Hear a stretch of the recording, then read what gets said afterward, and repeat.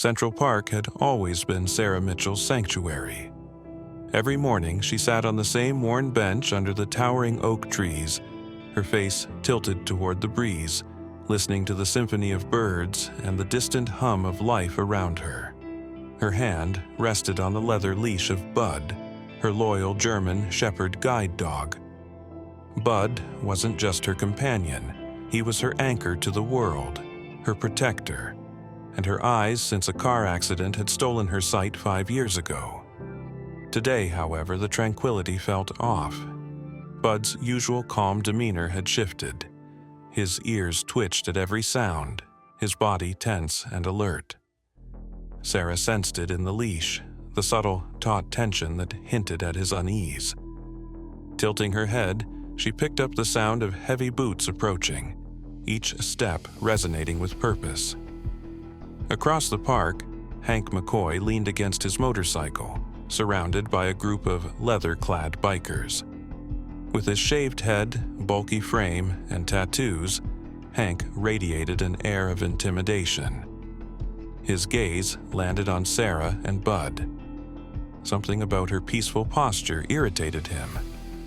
Flicking his cigarette to the ground, he smirked. "Look at that," he sneered, stepping away from his bike.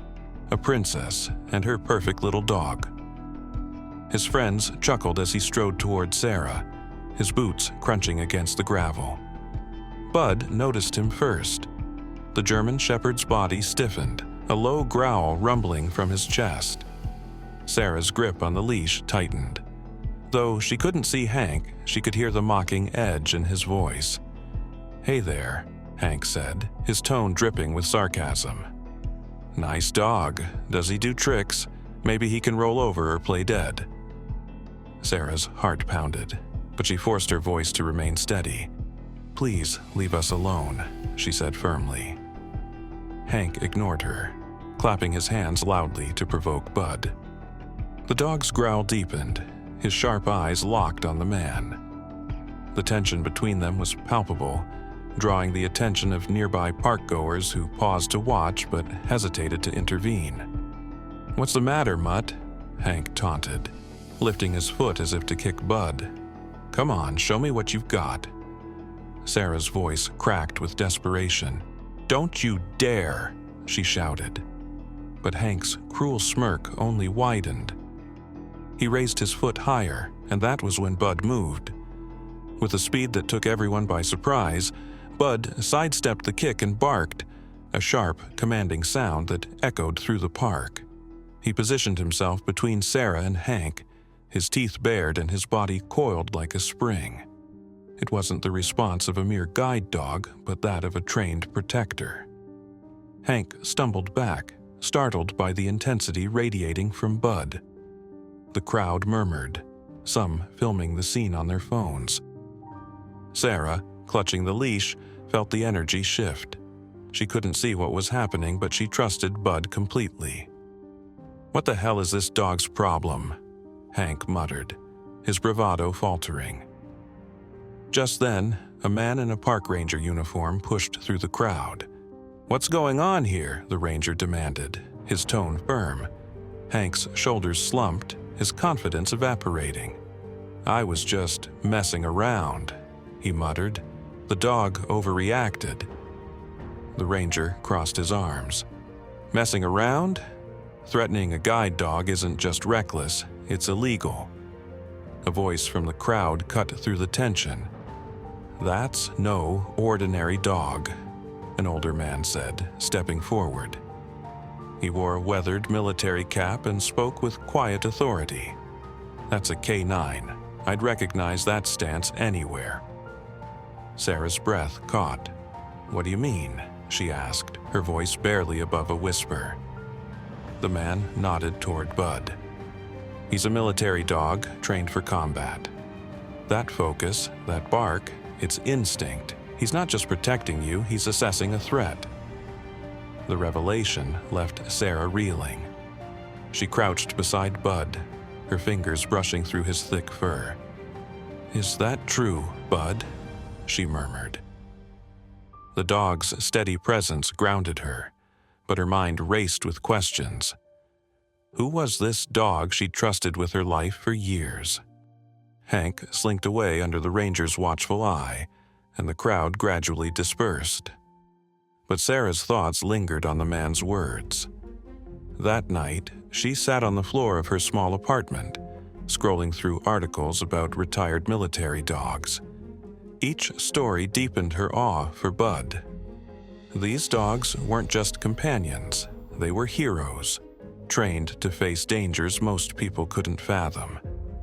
Yet Bud had chosen to guide her through her own challenges, offering her a lifeline she hadn't realized it was so extraordinary.